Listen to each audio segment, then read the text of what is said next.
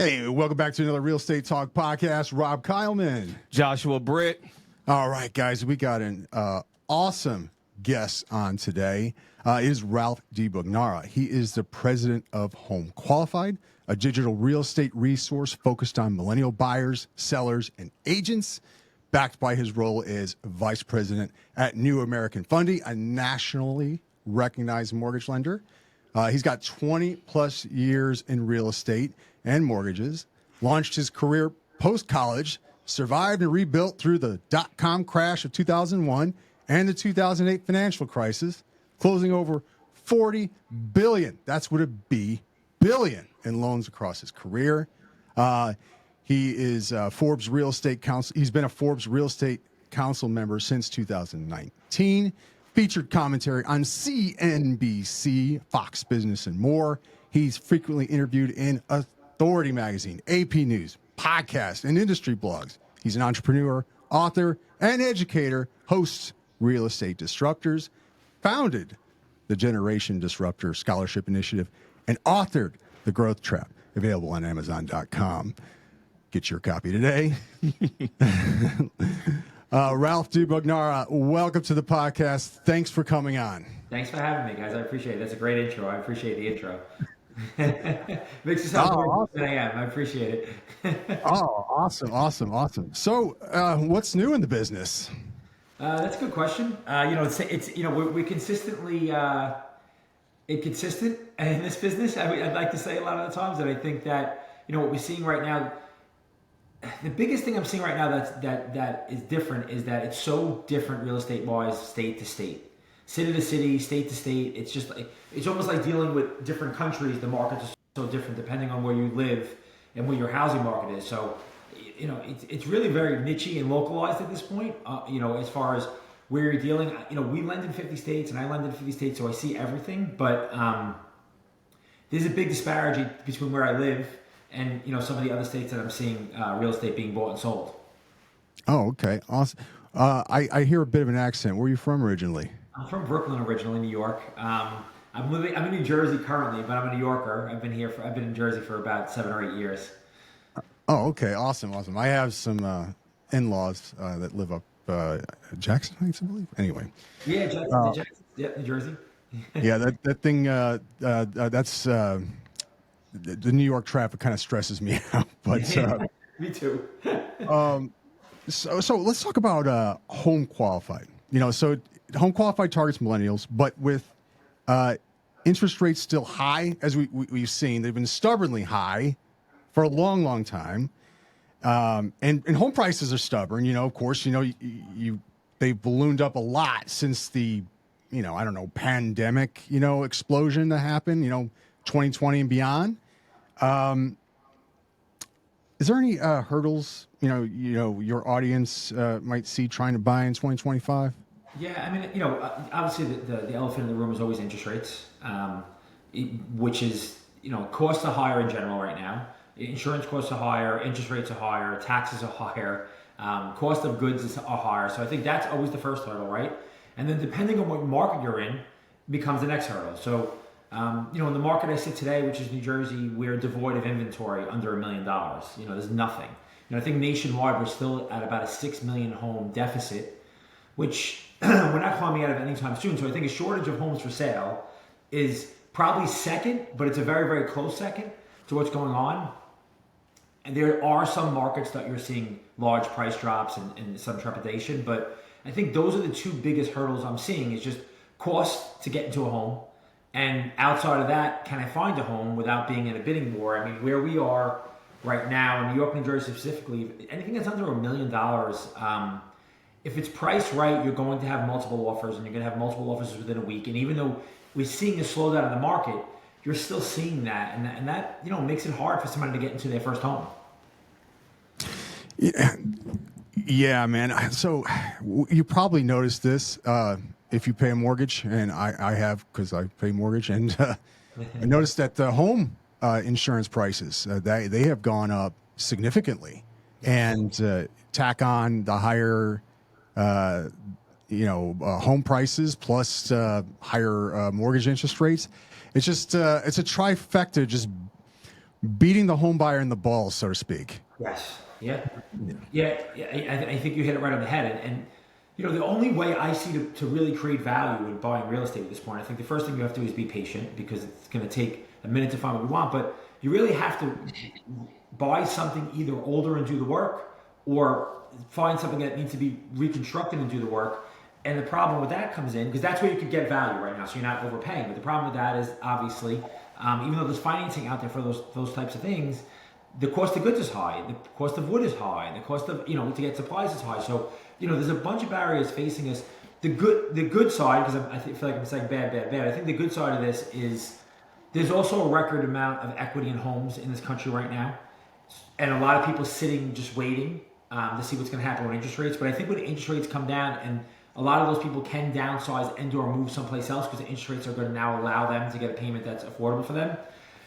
You're going to have inventory come to the market more than I think we've ever seen ever, because there's so many people who have been sitting for so long on their low interest rate with all their equity, and they're going to need their money at some point, whether they're retiring or they've just accumulated a lot of debt over the last few years. So in my brain, I feel like that's something that's a good part that's about to come to the market. We're going to see a lot of homes come to the market when and if interest rates ever drop, because there's a lot of people who have just been sitting and waiting, and they will come to sell. Yeah, it remains to be seen. Like, I know there's a lot of people, I mean, as a real estate agent, when I'm calling people and bothering them on their day with a random phone call, they're sitting on mortgage interest rates under 3%. It's kind of hard to ask them, are you ready to upsize or downsize into a 7% mortgage rate? So, no, I read an article yesterday about, I think it was the Wall Street Journal, how the older generations, the baby boomers and the older generations, are about to become competition for new home buyers for the first time ever, because they're going to downsize at some point, and they're going to be in the same market of smaller homes that are cheaper. But again, I feel like any movement is good movement for the market, and I'm sure as agents you guys can appreciate that. As long as they have movement, we're okay. It's just when we're stagnant, like we are in a lot of places right now, where it creates a lot of problems. Yeah. There's one thing I wanted to talk to you about, because we're talking about problems and stuff like that. So, where some home buyers are kind of facing. But look, I mean, you're a veteran. Like, you survived 2 crashes. You rebuilt after the 2001 .com crash and the 2008 financial crisis. We're talking about affordability kind of being at, kind of difficult. Maybe some would say it's historic lows, right? What's one lesson from those tough times that today's buyers, sellers, or investors in markets like, Virginia Beach, our area, could hear, Real estate long term will allow you to outrun all the bad investments you make in it. So even as an investment that may not be something that was the best, you may look at it a year after you bought it and say, maybe I overpaid, maybe this isn't where I should be. If you're able to keep it 5 years plus, you will outrun any kind of bad choices you made. And that's what I like about it, because it's allowed me to make a lot of mistakes as an investor, whereas stocks, crypto, other things are less friendly and kind when you make mistakes. Whereas real estate, I'll give you one story. I was buying condos in Florida in 2005. Mm-hmm. And at the time you could buy something pre-construction and flip the contract for a profit before it was even closed. But 2007 and 8 happened, and I got caught holding the bag on a few of those condos, right? So it was an expensive lesson, but a lesson. And there was one that I just couldn't get rid of, and it wasn't even finished when the market crashed, so I had to keep. And I bought it for about $180, and at a point it was worth $60,000 or $70,000. Stubbornly, and because I was in the mortgage business and I held a license, I didn't want to short sell it, so I held it and I rented it. And I just sold it this past year for somewhere in the low 300s. So the reason I bring that up is it was 20 years ago. So it was still not a good investment, right? It was still not the appreciation I wanted, but long term, because I was able to keep it and rent it and at least break even most years, long term I was able to turn a profit on it. And I think that's was a lesson for me in a lot of ways, but it's the one investment that, as long as you're willing to have staying power in it, that it'll almost always pay you what you want. I want to get back to Real Estate Disruptor series for a second. Okay, it's maybe it's all about shaking some things up. What tech tools or platforms like those on at Home Qualified are game changers for millennial buyers or agents in 2025? Yeah, so like the whole object of the Real Estate Disruptors was, and it's become Disruptors Network, and we've done 2 television shows. It's been on Apple TV and Amazon, and it's on YouTube still. You can check out Disruptors Network. It was really to kind of speak to people like myself who are entrepreneurs in real estate or around real estate who kind of went through setbacks or started with very little and kind of grew it to where it was. And it was really talking about what's the next thing, because we're kind of always looking for the next thing. And I think my views changed as I've gotten older. Like, I'm always looking for the next thing, but at the same time, real estate is one of those things that the same techniques that have worked for the last 25 years will probably work for the next 25 in most ways. So I think it's a combination of both, where different bars, different things. And I was I'll give you an example of this. I was a very heavy Airbnb buyer between 2018 and 2021, 22, and they did great during the pandemic. They were making triple the amount of money that my multifamilies were and my long-term investment properties. And since 2022 to present, it hasn't been such a great market. It was a game changer at some point, and now for a multitude of reasons, and I can lay them out for you, it's just not as good of a business as it was before. So I think that you always have to be like on trends and kind of looking what's coming and what's going to happen next. And that's kind of what disrupting and the Real Estate Disruptors Network was about. Like, how are we looking for what the trend is next, but also historically looking at what we've been through and what the market's been through to make the right decisions on what's next. Yeah, how did you get into this? Like, into this whole lending thing, and going through the writing the growth trap, and going, and was it the Home Qualified, and how did you start all this? Like, what got you motivated to get into this? So good question. I stumbled upon this business by accident. I don't know if you guys did the same, but I kind of stumbled into this business by accident. I graduated college and the .com bubble had just happened. There weren't really a lot of jobs. So I had a friend who was in sales. He's like, hey, I can get you a loan offer position at a company in downtown Manhattan, and I took it. And then, I bought my first home at 23. I bought it with my brother. We bought a home together, and then I kind of went from there. And I made some good and bad investments for that time. But what I realized more than anything is, you guys are in real estate as I am in some way, shape, or form, right?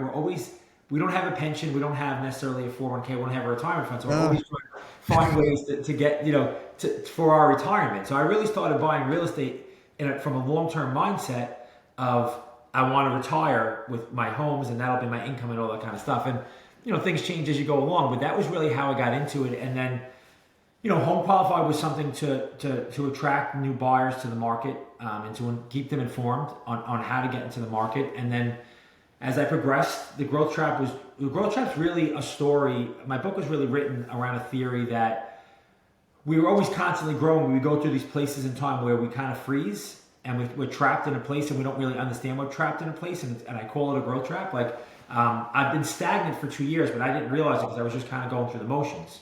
And the book really talks about mine and other people who have found success in these traps that they went through, and how they got through them, and how they got to the next thing. And more than anything, every loss that I take and every problem I've had in this business, I take as an expensive education a lot of the times.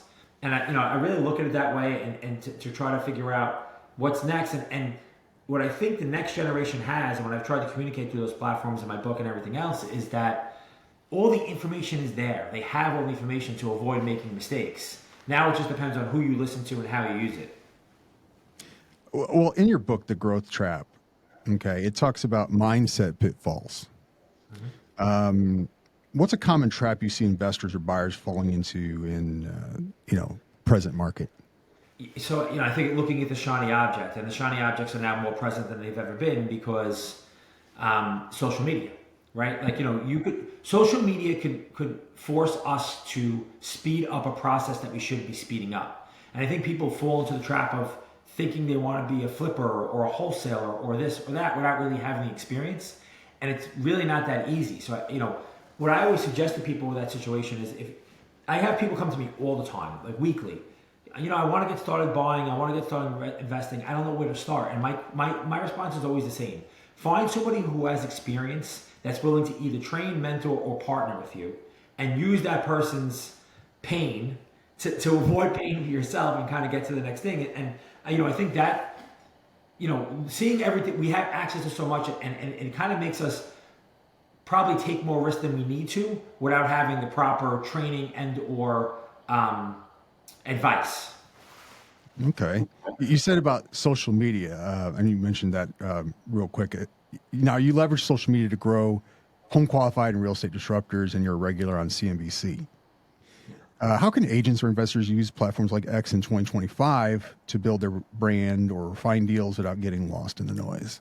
Yeah, what's really worked for me is, it's hard to not get lost in the noise, but what's really worked for me is just being completely transparent at where I am in my process. The last couple of weeks we had some storms up here. I had some flooding in my properties, and just kind of going through that process. I had a tenant move out in another property, and just going through, hey, this is what it costs to really get an apartment where it needs to be once a tenant moves out, and this is kind of the process. I talk constantly about what cash flow really looks like as an investor, what financing you need to do to get these properties. So I'm always really trying to be authentic to what my process is, and not be necessarily a market predictor and or a market soothsayer, right? Like, I'm just always trying to say, hey, this is what I'm experiencing. This is the kind of information that's out there. This has been my experience with that information. So I think as long as you're speaking your truth wherever you are in that journey, whether you're a beginner or you're super experienced, that's what's really worked for me. Social media is really reality TV, in my opinion. So as long as you're showing what your reality is, I think it can be very, very powerful, and you can really connect. Awesome. Josh, you got something for this guy? I just want to say first, Ralph, I love your advice that you give to people who are thinking about getting into flipping houses and that, because there are a lot of television shows out here to make it seem like it is so simple. It is the easiest thing that you can possibly do, and it is far from that, right? Robert knows he's partnered with me on several renovations that we've done. We're literally about to close up one that has been a 10-month long restoration, not renovation. So and you just never know what you're gonna get until you get into it. And another that's agent, bleeding me dry, by the way. Another agent is partnered with me on one that we're doing right now, and it's working out well. But that is the correct way to get into the business, into the game, if you will. Find somebody, partner with somebody, find a mentor, let them educate you on it, right? So love your advice on that. You're spot on that right there. The one of the questions I have for you is, right now you see there's a lot of talk about the privatization of Fannie Mae and Freddie Mac. Where do you stand on it, and do you see it providing any relief for home buyers if they are privatized? Yeah, so I believe they were always meant to be privatized again. When they first put them into government control after the crash, it was always said that they were going back to be privatized once they were profitable. Now they've been profitable probably for 10 years, and they're very profitable. So I think as a business, I believe that ultimately it will help the consumer, because I think that you'll see them follow more market trends to be necessarily be intelligently more aggressive in how they offer financing out, and make the process a little bit more smoother without all the red tape around it. Now, there's always going to be some government involvement in it, but I honestly think that any profitable business that wants to lend money out, just from basic black and white standpoint, and if they're getting a return on their money, they're going to want to lend more money. So ultimately, I think that helps the consumer, and this is really what it was always meant to be. So I'm looking optimistically at it, and hopefully I'm not wrong, but I think it's going to be a good thing. All right, next one I got for you is Vantage 4.0. A lot of talk about allowing lenders to use the Vantage 4.0 credit scoring model to approve loans. There are people on both sides of the aisle. I've heard it from people saying if you allow Vantage 4.0, you will have another 2008 within the first 5 years of allowing it to happen, right? And then I've heard other people say that no, it's going to be great, and they may be speaking from a business standpoint of it's going to be great because we'll do more business, but will the inevitable happen of 2008 again? What is your standpoint on Vantage 4.0? So the first thing I will tell you about it is that they've been talking about this forever, and then they kind of just released it and didn't. Nobody was ready for it. Like none of the lenders were really ready for it. So I think that's the first problem, right? That nobody's prepared for this. So I think that's why you're seeing a lot of people not be able to give you an answer. I do believe that credit scores don't make sense a lot of times, and I've been looking at credit reports for 25 years, and I think when you look at them, sometimes the credit score doesn't necessarily match the consumer. For whatever reason, whatever trade line they have that triggered a score that was the wrong way. So, I think there's definitely room for improvement there and room to look at the way the credit system is going. So I think anything we're looking at it to try to make it better, it's a good thing. What ultimately I think will happen, no matter if it's Vantage or it's FICO or it's Tri-Merge or whatever it's going to be, right, is that underwriters and underwriting models are always going to look at the trade line specifically for risk. The credit score is really just, in my opinion, a way to assign. It's a way to assign risk, but it's also a way to assign a rate to somebody. It's just an evaluation model to assign rate. So I think as long as we're underwriting files to the person's true creditworthiness and not just going off the credit score, then you'll be fine. Then nothing will happen. If we start to hang our hat too much on the credit score and not enough on what they're actually doing with their credit, then I think you're going to see major issues like you saw in 2008 again. So I don't see that. I don't see banks wanting to take on undue risk. So I think that ultimately it'll be okay, but yet to be seen. But I do think there's room for improvement, which is why I'm open to anything as long as we're improving the model. Okay. Interesting. Like I think you're like in the middle. I don't think you're really like one or the other. So you're like more of a like a very grounded answer in that, and I can appreciate that. So at New American Funding, are you already, or are, like you said, they rolled it out, didn't give much notice. Are you already set up to start using Vantage 4.0? Yes and no. I think we are, but I think every other lender was saying, "Hey, we're not ready for this yet." And I think because they've been talking about it for years, and then all of a sudden it was just there, right? There was no guidance that came out; it just kind of showed up. So I think most lenders you're going to see take a very slow approach to it.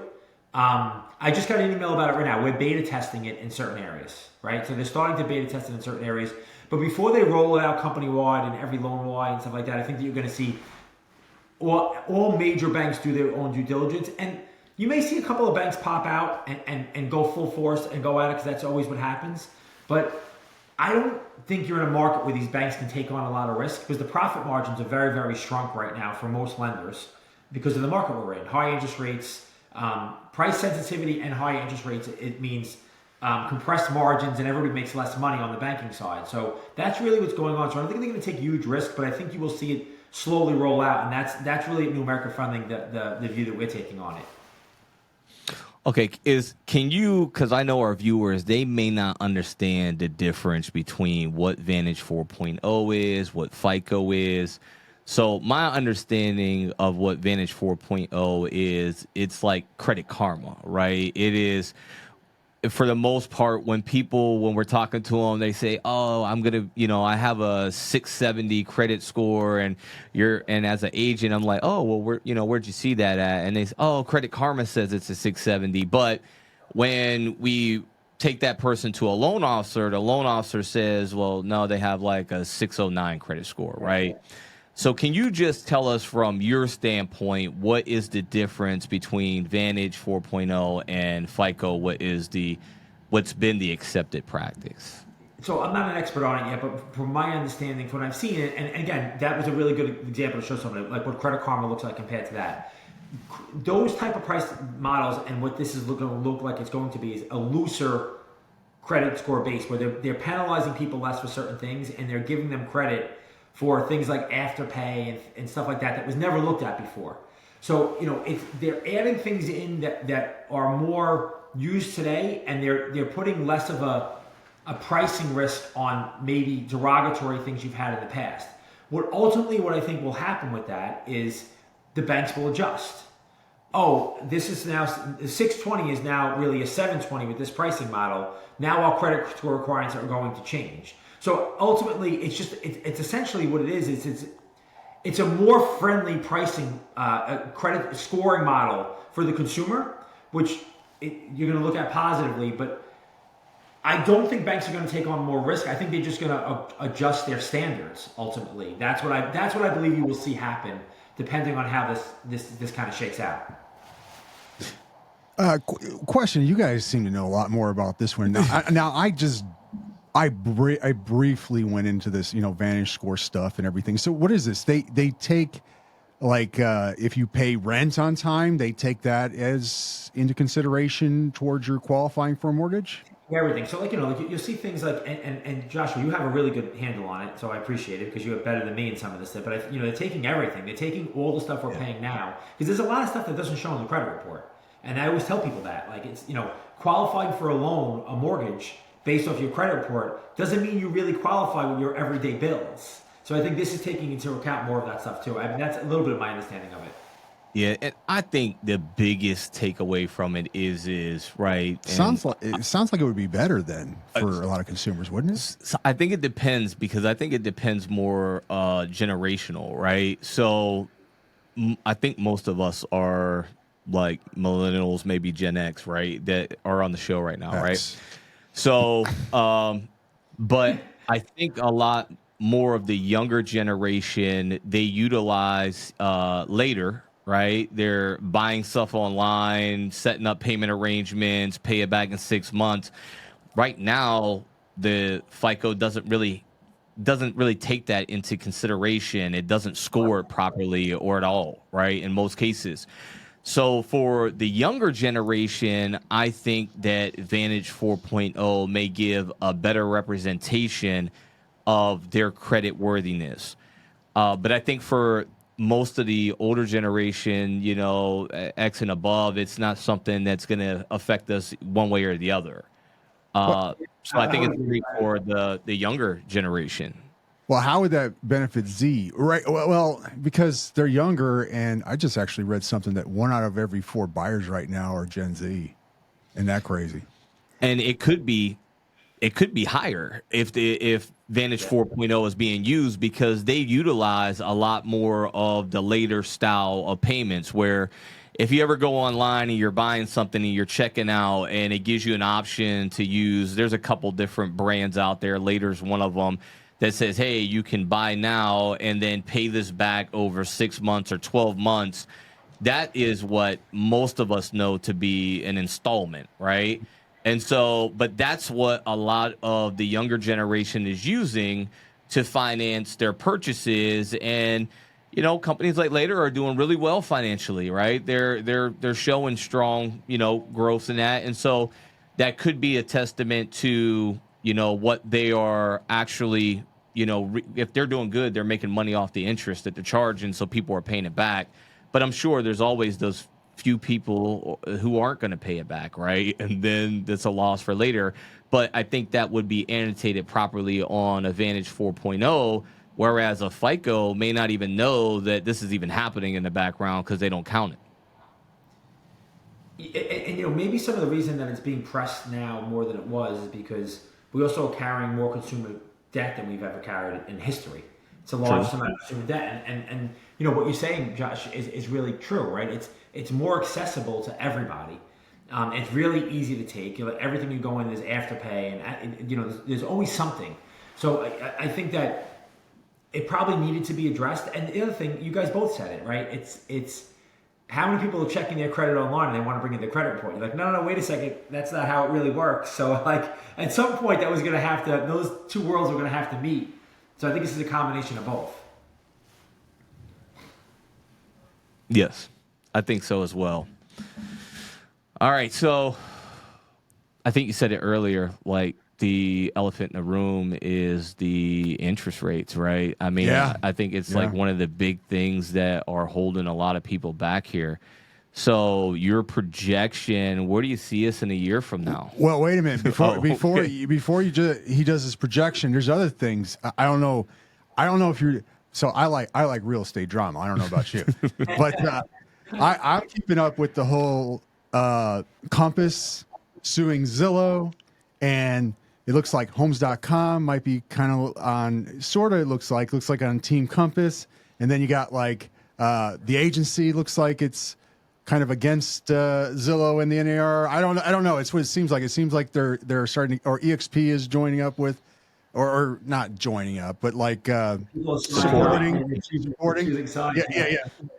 But it seems like there's a teams happening in real estate, and not only that, you got looks like the Federal Trade Commission is sniffing around Zillow and Redfin, see what's going on with that.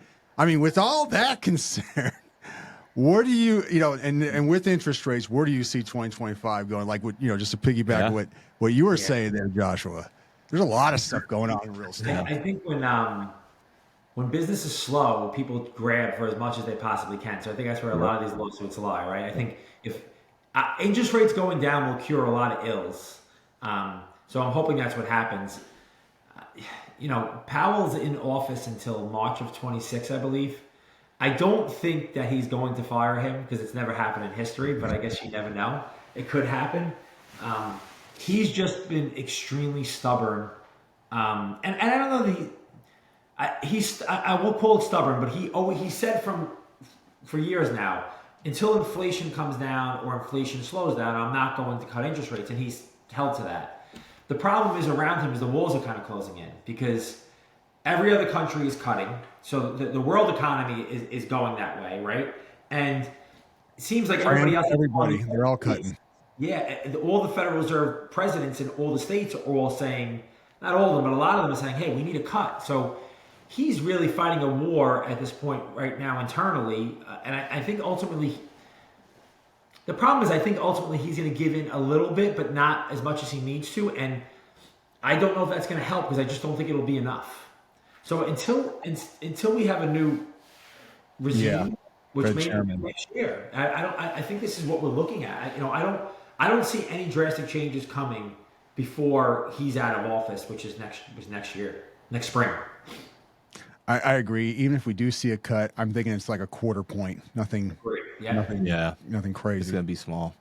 That's just going to be to appease everybody at that. So it won't have any major effect on interest rates.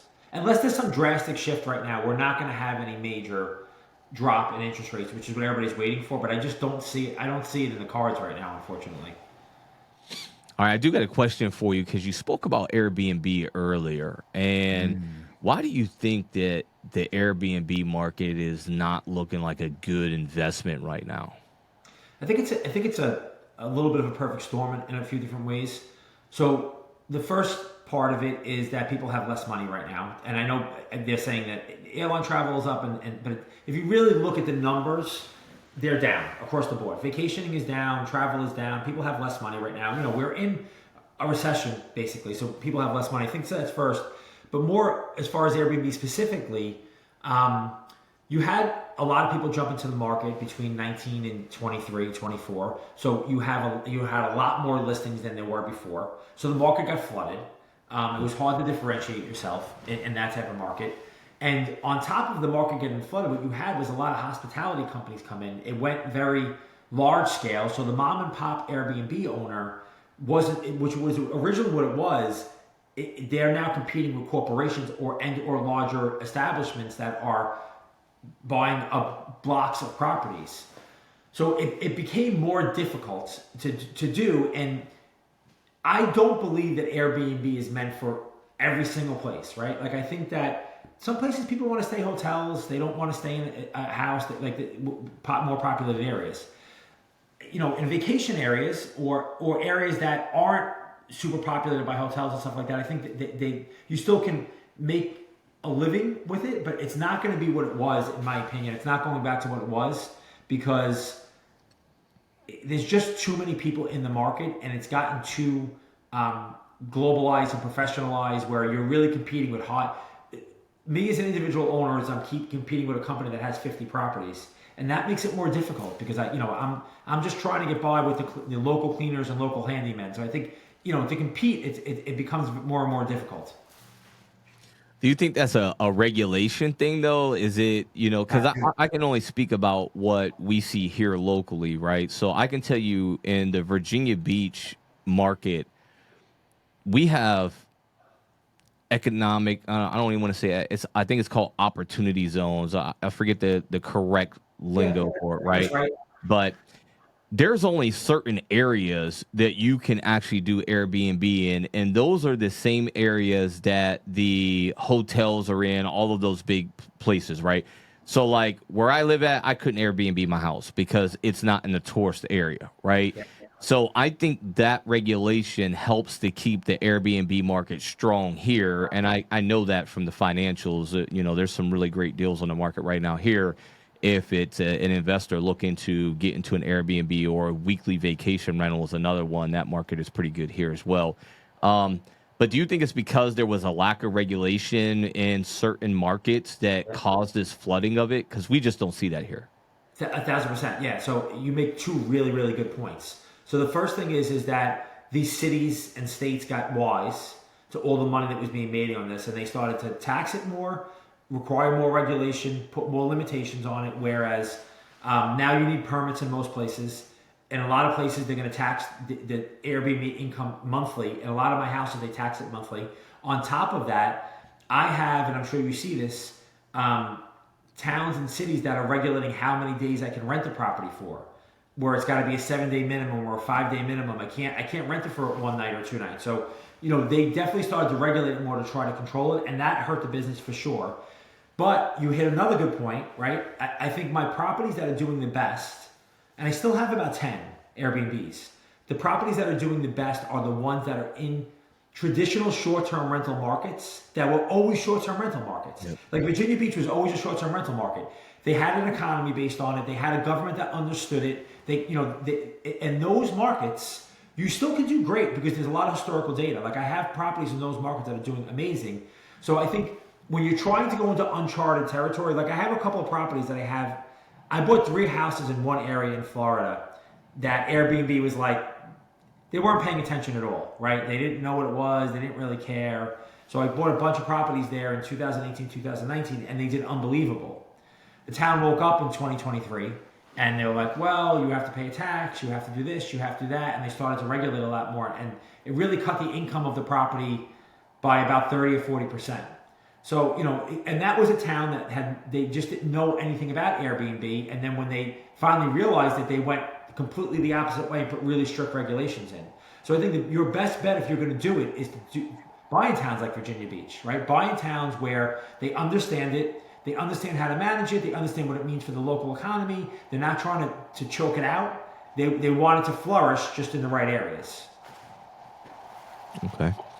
All right. So you are you're part of the disruptors, right? So like you agree with like following the trends and seeing things that's happening and saying, hey, how can we bring this, to mainstream, right? So crypto in real estate and when are we going to see a house for sale for, 10 Bitcoins, right? Yeah. Like, when are we going to see Bitcoins. that? Like, yeah, I mean, it could be, like, when are we going to see that?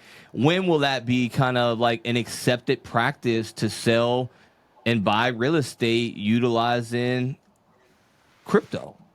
Will we ever see it? You started to see it in Miami a lot, and I feel like 22, 23, even 24 a little bit, you started to see them advertise it that way, sell it that way, and they were very, very crypto friendly, I think, until they got their butt kicked a little bit with some of the investments that were made in crypto. So that slowed down a lot. It's a real currency at this point, so I definitely think that it's coming. I believe when you start to see more of the out of the country money come back in again, which is definitely slowed down a lot right now because of where things are, where prices are, I think you'll see a lot more crypto buying again, because when in the height of the market in 2019, 2020, 2021, there was a lot of money coming in from outside of the country, and you saw a lot more crypto conversation. I think because everything is so based in America right now, and we're in our own way in a lot of ways, that it's slowed down. But I do believe that that's going to be a viable way to buy homes, and you're going to see more and more stuff negotiated that way over the next 3 to 5 years. So I always had this thought in my head, kind of a question, and you're just the perfect person to ask this to, right? So let's just say that, I have a portfolio of cryptocurrencies that I own, right? And I want to purchase a house. Under the current circumstances, do lending institutions recognize crypto as an asset that I can utilize to say, hey, this is a strong financial buyer. They hold X amount in a crypto portfolio? I think that most of the lenders now are recognizing it, but they're looking at it as it's like a stock or an equity. That we need to, if you're going to use it, it's got to be liquidated, which most people aren't going to want to do. Like, so the same thing with stocks is we don't know what the price is going to be tomorrow, right? Or an hour from now, or a minute from now. And crypto's worse in that way because it's 24/7, right? It never stops. So I think that they're looking at it as something that's real and something that they have to address, but they're also gonna equate it to the same way they would equate stocks. Whereas we'll use it, but you have to liquidate. So that always becomes the tricky middle ground, right? Like, am I willing to liquidate to buy an asset? But it's definitely a viable asset at this point that they're willing to recognize. They're just going to want liquidation in most cases. Yeah, I think that's a hard one, especially whenever people are looking at it, because you talked about, for example, real estate agents, loan officers, retirement and pension plans don't exist, right? So that's could be an investment for most of us in the industry. It's rental properties, but cryptocurrency could be someone's future retirement, goal, down the road. That's their retirement, so they're not going to want to liquidate that in order to do it. So that's kind of a tough situation there. Do you ever think that it would be a point where they will look at it and say, like, yeah, this person is a strong financial buyer just because they hold this? Well, they're kind of already doing that because, let's see, I was just looking this up right quick while you guys were talking, but the Trump administration took steps to integrate crypto into the U.S. housing market by directing Fannie Mae and Freddie Mac to consider crypto as an asset in single-family mortgage loan risk assessments. This directive, issued by FHFA Director William J. Pulte on June 25th, allows borrowers to include digital assets in mortgage applications without converting them to U.S. dollars, marking a shift towards mainstream acceptance of cryptocurrencies in traditional finance. So I think what you're going to see first is the more non-QM lending, the non-qualified mortgage lending, look at it as a real asset. So the same way they're looking at, they have programs right now for asset depletion or bank statements or stuff like that. I think you'll see those types of non-traditional lenders look at it first. I don't think you're ever going to see Fannie Mae, Freddie Mac, and FHA go that route, but I think from a non-traditional lender standpoint, they will 1,000% start to look at it as an asset because they're going to look at your overall buying ability as your assets stay. So I believe you're going to see it, but I think it'll be in that realm and not your traditional, conventional, conforming loan programs. But if Fannie Mae and Fannie Mac are privatized, do you think that could make a difference? Absolutely. I think that completely changes everything. And if you look back, and I know nobody wants to say this, but if you look back at some of the programs Fannie Mae and Freddie Mac had before the crash, 2008, before they were privatized, they had Alt-A. They don't have Alt-A programs anymore. Alt-A, people say subprime. Alt-A was as responsible for the mortgage crash as subprime was. And they had a lot of those programs and they were privatized companies. So do I think there's a lot of reasons the crash happened. It's not just one thing or the other, and I think that's a more complicated conversation. And that's me looking back on it after 15 years, right?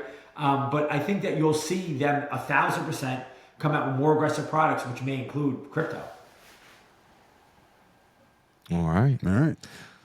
Yeah. I don't have anything else, man. I appreciate you coming on the show, Ralph. Man. It's been awesome speaking with you. So, well, Ralph, I mean, that's pretty much all the questions we have. Do you have anything you want to add?